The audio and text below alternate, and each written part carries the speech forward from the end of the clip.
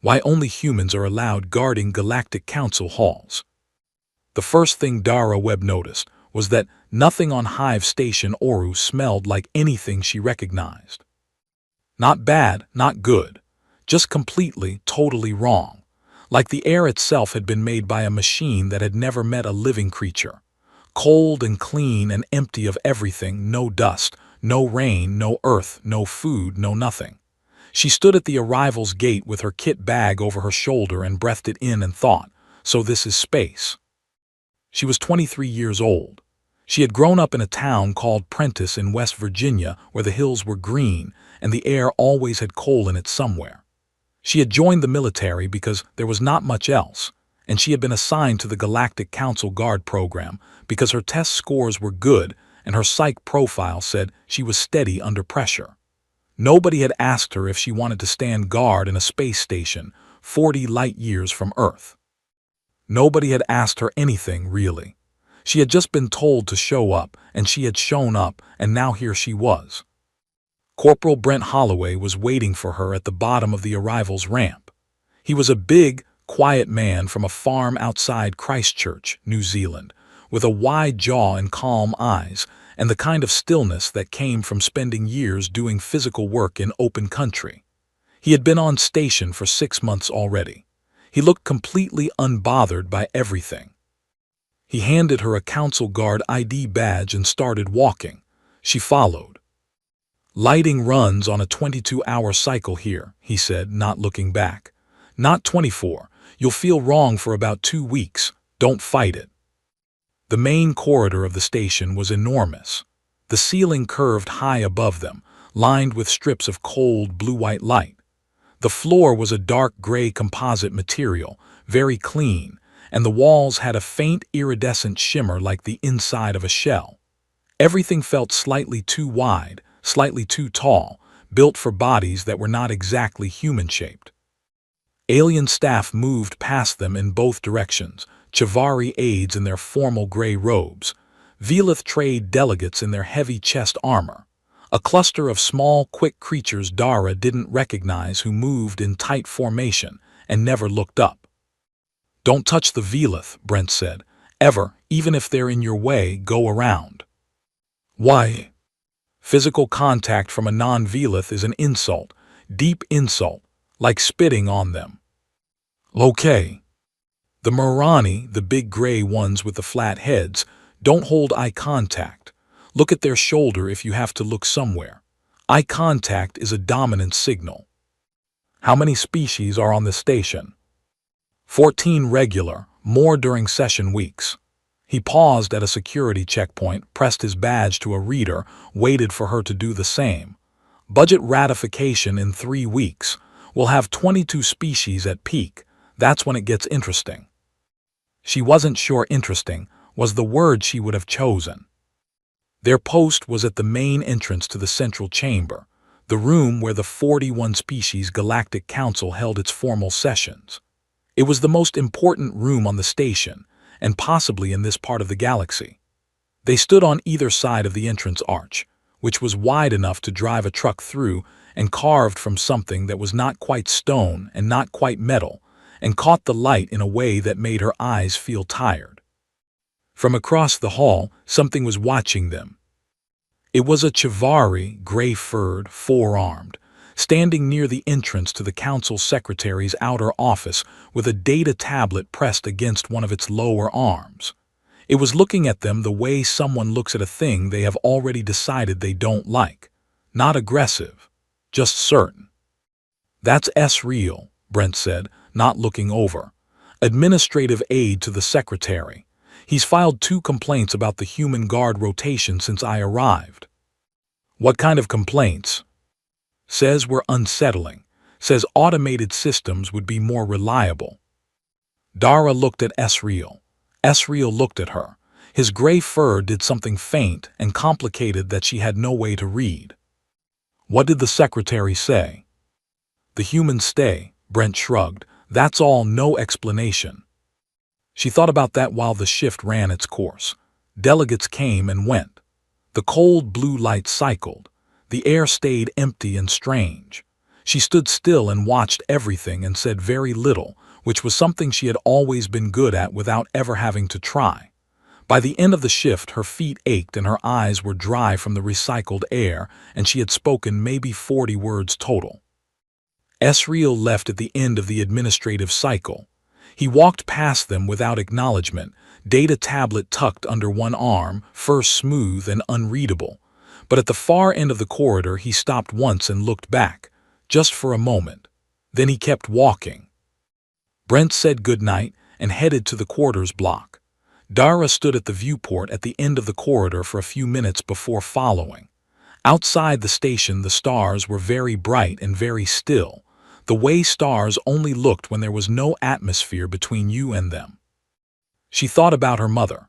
She thought about Prentice. She thought about how strange it was that something as old and enormous as a galactic council needed a 23-year-old from West Virginia to stand at its door. Then she went to bed, because her next shift started in 7 hours, and she had decided a long time ago not to waste energy on questions that weren't hers to answer yet. The Velith delegate was lying. Dara could not have explained how she knew. She had been on station for 3 weeks and she had never studied Velith body language, and there was no training brief that covered this exact situation. But something was off. The delegate, a senior trade representative named Audiobook, according to the session roster, was standing in the pre-chamber waiting area with his arms crossed tight against his chest plates. His weight shifted too far onto his back foot, and he kept looking at the door to the council floor at exactly regular intervals. Not the way someone looks at a door they are waiting to walk through. The way someone looks at a door they are measuring. She said nothing, she watched. Brent was on the other side of the entrance arch, running the standard entry scan on a group of Marani arrivals. The pre-chamber was busy, session week had started 2 days ago, and the station was running at full delegate capacity. 22 species, 160 registered attendees, and the kind of high-pressure diplomatic tension that made the air feel thick even in a place where the air had no smell. A second Velith delegate entered through the side corridor. His name on the roster was Preth. He was supposed to be seated in the observer gallery. He was not in the observer gallery. He was here, moving toward Audiobook, and between them something passed, not a gesture, not words, just a shift in the way they were standing that changed from 2 people waiting into 2 people ready. Dara stepped forward. Not fast, not aggressive, just forward, placing herself in the path between the 2 Velith and the chamber door. She held her badge out to Audiobook and said in a completely even voice, "Sir, I need to verify your entry credentials before the session opens. Standard pre-session protocol, if you'll follow me to the secondary desk." It was not standard pre-session protocol. There was no secondary desk. She was making it up as she went. Audiobook's chest plates shifted. Not the full expansion of a threat display, just a small adjustment, the way a person's shoulders go up when they're deciding something. He looked at her for a long moment. His eyes were gold and faceted and gave nothing away. Then he followed her. She walked him to a bench near the wall scanner, 3 meters from the door, and made a show of running his badge through a secondary reader that was mostly used for logging arrivals. Preth drifted to the window. Neither of them left, but the moment between them, whatever it had been, had broken. The chamber doors opened 2 minutes later and the session began. Both Velith delegates filed in with everyone else. Nothing happened. Brent found her afterward in the break room. She was sitting with a cup of whatever the food processor called coffee, which was not very good, staring at the table. "Secondary desk," he said. "It worked. You want to tell me what you saw?" She tried to explain it. The weight shift, the door watching, the change in their posture when Preth arrived. It sounded thin when she said it out loud. She knew it sounded thin, but Brent was nodding slowly, not like he was being polite, but like he was thinking. "Audiobook's trade bloc has been trying to delay the border tariff vote for 2 sessions, he said. "If the vote runs today without a quorum interruption, they lose. Preth is registered as an observer, which means he can't vote, but he can file a procedural challenge from the floor if he's present at the right moment. So they were going to walk in at the same time from different entry points and file simultaneous challenges, bogs the session in procedure for 6 hours, kills the vote window. He looked at her. You didn't know any of that. No. But you stopped it anyway. She drank her not coffee. I just saw something that felt wrong. Brent leaned back against the wall. Outside the viewport, the station's outer ring turned slowly in the dark. I've been reading the xenopsych files, he said. The ones the Council's Xenology Department put out after year 214. You know what they say about human situational reading? She shook her head. Most species process threat assessment in sequence. Scan, classify, respond. Linear, fast but linear. He set down his cup. Humans do something different. We run parallel assessments without choosing to. We're watching body language and environmental cues and social dynamics all at the same time and cross-referencing them against pattern memory that goes back thousands of years of group living. We don't know we're doing it. It just happens. He paused. You felt something was wrong before you had a reason to feel it. That's not instinct. That's processing power that doesn't have a name yet. Dara thought about Audiobook's foot position. She thought about Preth not being in the observer gallery.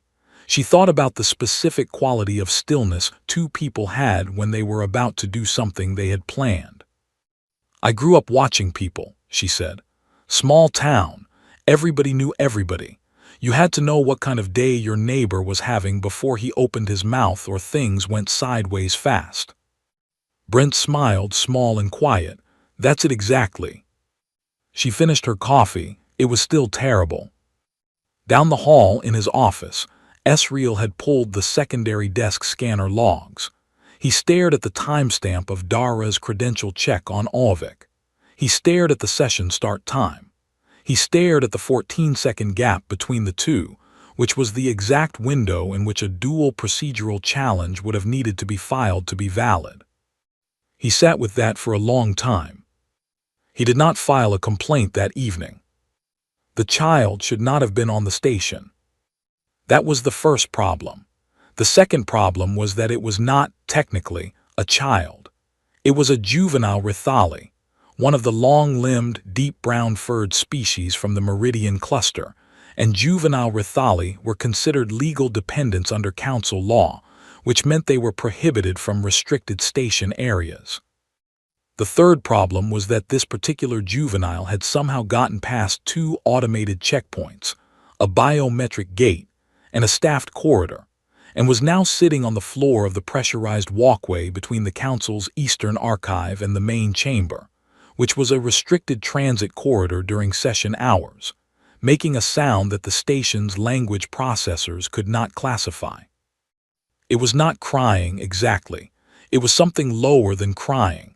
Something that had given up on being heard. Dara found it on her corridor check at the start of the second shift. She stopped. She looked at it. The juvenile Rithali looked up at her with 6 dark eyes and made the sound again. She did not call it in immediately. She knew she should. The protocol was clear. Unregistered life form in restricted corridor, alert station security, do not engage. Automated response would have the juvenile removed and processed and returned to its registered guardian within 11 minutes. Clean, fast, correct. She sat down on the floor instead. Not close. About 2 meters away, back against the wall, the same way she used to sit with her neighbor's dog after it had been scared by something, not approaching, not demanding anything. Just being in the same space and letting the scared creature decide what it wanted to do with that. The juvenile watched her for about 30 seconds. Then it shuffled 6 inches closer. She didn't move. Another 30 seconds, another shuffle. By the time Brent came around the corner on his own corridor check, the juvenile Rithali was sitting close enough that its fur was brushing Dara's arm. And Dara was very carefully not reacting to the fact that Rithali fur apparently carried a mild static charge that made her skin tingle. Brent stopped in the corridor entrance. He looked at Dara. He looked at the juvenile. He pulled out his comm and quietly ran a registration check. "Family group arrived this morning," he said low. "Rithali trade at HFY registered with 2 juveniles. One of them is currently logged as present in the family quarters." He looked up. "So this one got out somehow and got lost," Dara said, "and sat down here and couldn't figure out how to ask for help." She nodded. "The sound it was making, I think that's a Rithali distress call, but the station processors couldn't match it because juvenile vocalizations are different from adult patterns," Brent said. He was already looking it up on his reader. "Young Rithali under 4 years use a sub-frequency range that wasn't in the Council's language database until," he scrolled, "last year. The update still hasn't been pushed to the automated checkpoint systems." So the juvenile had walked past every automated sensor on the station, making a sound that said, "I am lost and scared and I need help," and not a single machine had understood it. Dara had understood it without understanding it at all. She did not know the Rithali distress frequency. She did not know what 6 dark eyes set in dark fur looked like when they were frightened versus when they were fine. She had just heard a sound that was small and low and had no energy left in it, and her body had known before her brain did. She asked Brent to calm the family quarters while she stayed on the floor. It took 4 minutes for the registered guardian to arrive. A tall, tightly wound adult Rithali in a trade attache's formal sash, who came around the corner fast and then stopped completely when it saw the 2 humans sitting in the corridor with its juvenile. The adult's fur went very dark, not aggressive dark, something else. The juvenile made a different sound, shorter, higher, and moved toward the adult. They touched foreheads. The adult held the juvenile with 2 long arms and looked at Dara over the top of its head. There was no standard galactic exchange. No formal thanks. The adult pressed one hand briefly to the floor of the corridor, palm down, a gesture Dara didn't know, and then took the juvenile and left. Back in the break room, Brent looked it up. "Palm to floor," he said. "Rithali grief acknowledgement. It's what they do when something almost went very wrong." He set his reader down. "That's not a thank you. That's something bigger than a thank you." Dara thought about the juvenile's fur against her arm, the static charge, the way it had shuffled closer in small, careful increments, testing whether the stillness was real. "The automated system would have removed it," she said. "Yes, correctly and safely. But it would have been removed by something that didn't understand it was scared. That couldn't hear it. That would have just," she paused, "processed it." Brent was quiet for a moment. "There's a concept in the older xenopsych literature," he said, "pre-automation era. They called it witness distress. The idea that some kinds of fear need to be seen by something that recognizes them, not just resolved.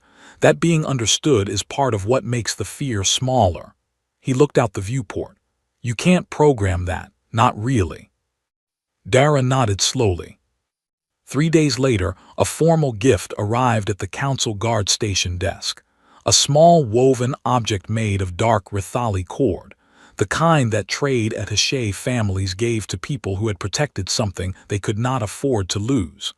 The accompanying note was in Rithali script. Brent ran it through the translator. It said, "You sat down." That was all, just "you sat down." Dara put the cord in her kit bag and went back to her post. Esriel had a problem he could not file a report about. He had tried. He had opened 3 separate report templates in the last 2 weeks and closed all 3 of them without writing a word, which was something that had never happened to him in 11 years of administrative work for the Galactic Council. Esriel was very good at reports. He was precise and structured and thorough, and he believed deeply that almost every problem could be resolved if it was described correctly on paper and sent to the right office. This problem would not be described correctly. Every time he tried, it came out wrong. The problem was this. He had been watching the humans for 4 months and he did not understand them, and the not understanding was no longer an inconvenience. It had become something else, something that kept pulling his attention when he was supposed to be doing other things. He filed his morning correspondence and then went to find Dara. She was on her corridor round near the secondary delegate lounge, which was quieter than the main hall, warmer amber lighting, less foot traffic, the faint sound of an atmospheric calibration unit running behind the wall panels. She was walking slowly, not because she was tired, but because she was watching. He had noticed that about the humans. They were always watching, not scanning the way the automated system scanned. Watching the way a creature watched things it was thinking about. "Guard Webb," he said, "I would like to ask you something if you are willing." She stopped, sure. He had prepared the question carefully. "When you stopped the Velith delegates last week, before you knew what they were planning, what was the information that made you act?" She thought about it, not performing thought, actually doing it, which was another thing about humans that he found strange. Many species gave answers at a speed that suggested the answer had been prepared in advance.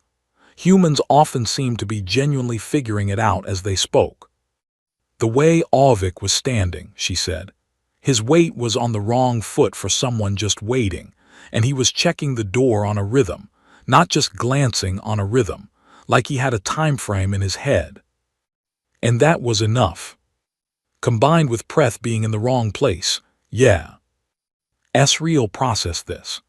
The automated systems had both of them flagged as registered delegates with clean biometrics and valid credentials. The probability assessment showed no threat indicator above 3%. "I know. You overrode a probability assessment of 3% threat based on foot position. And door-checking rhythm." He looked at her. His fur was running a slow, thoughtful gray. "What is the source of this ability? Is it training?" Dara leaned against the corridor wall. "Some of it, but mostly it's just people. I grew up around people who were struggling, hiding things, trying to look okay when they weren't. You learn to read what someone's body is doing instead of what they're saying, because what they're saying is often not the true thing." Esriel considered this for a longer time than felt comfortable. "In Chivari society," he said carefully, "the body always says the true thing. Our emotional states change our fur color, our scent, the micro-movements of our secondary arms. We cannot hide them. It is not possible." He paused. "The concept of a body that could hide its true state while the mind felt something different, this is not in our experience."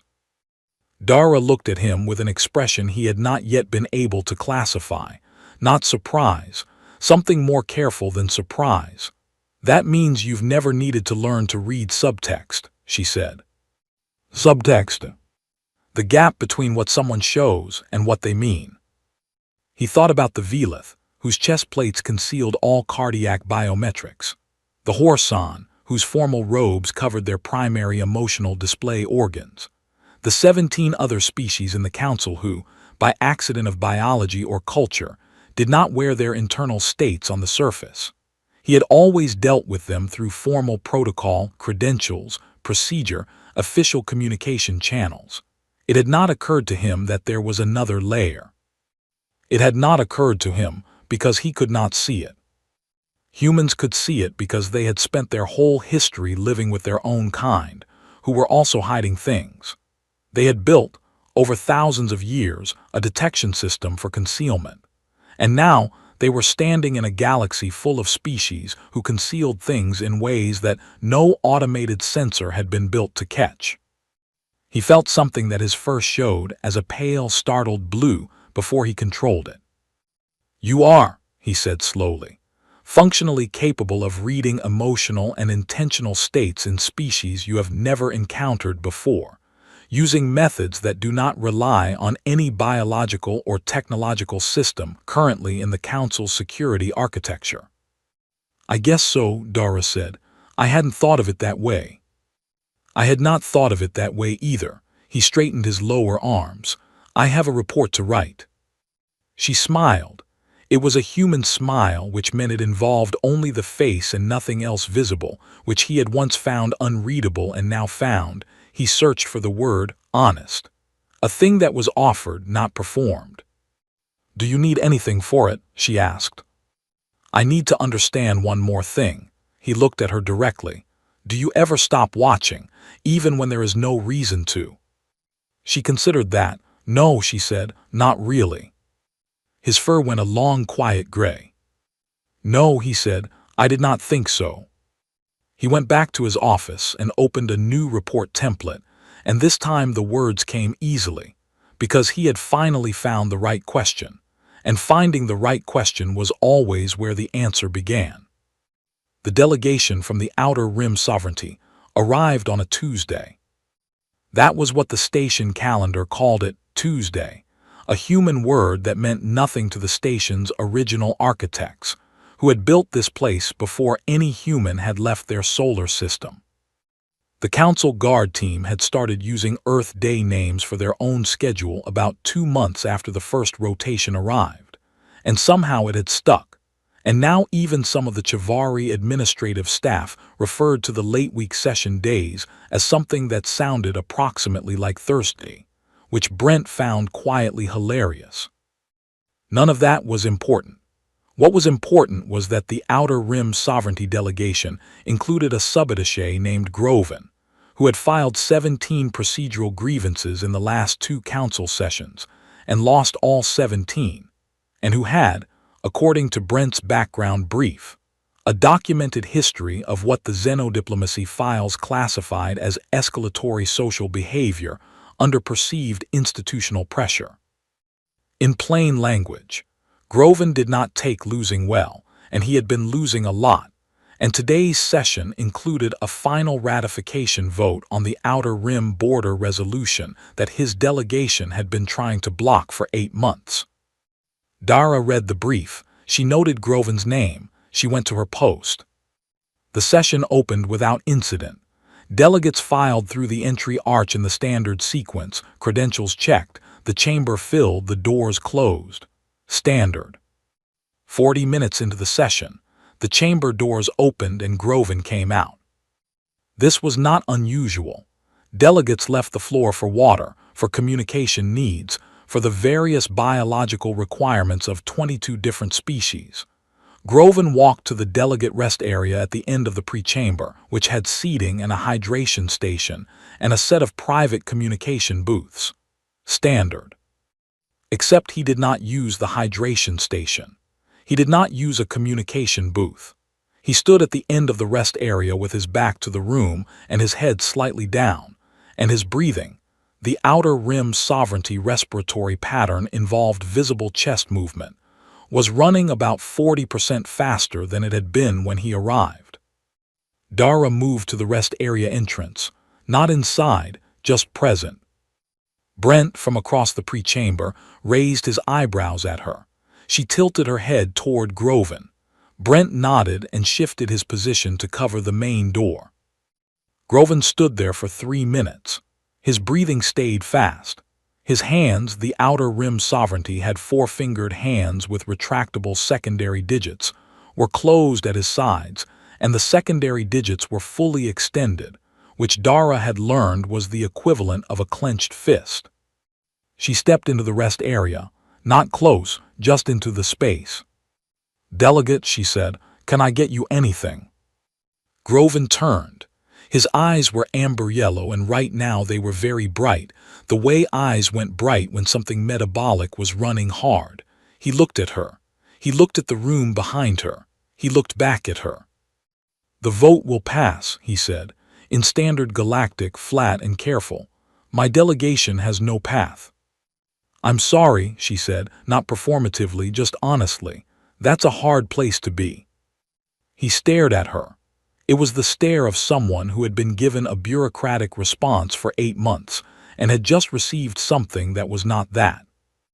"You understand what this resolution means for our border systems?" She did not understand. Not really. The details of the Outer Rim border resolution were well above her clearance level, but she understood the shape of what he was saying.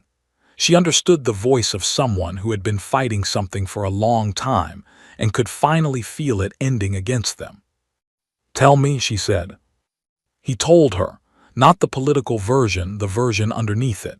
3 outer settlements, resource access rights that had existed for 60 years, a change in classification that would take that access away and give it to the Meridian cluster.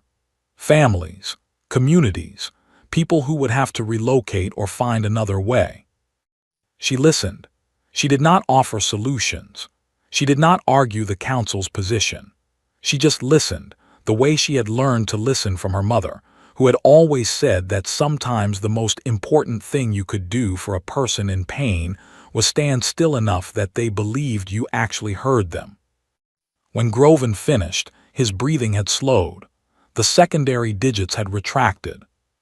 He looked at her for a long moment. "Why are you doing this?" he said. "You are a guard. This is not your function." "You were upset," she said. "I noticed." Many people noticed. None of them asked. She had no good answer for that. She just nodded. He went back to the chamber floor and sat through the rest of the session. The vote passed. His delegation lost. He filed 2 procedural objections through the correct channels the following morning, which his legal team processed with full documentation, which was how that process was supposed to work. No incident, no escalation, nothing in the security report. Brent wrote it up in the daily log as delegate support, rest area non-critical. He listed the time as 4 minutes. Dara thought it was probably the most important 4 minutes of her shift. She thought about the 17 grievances. She thought about the specific weight of fighting something for a long time and knowing you had lost. She thought about how close that weight could push a person, any species, to doing something that could not be undone. She did not write any of this in a report. There was no form for it.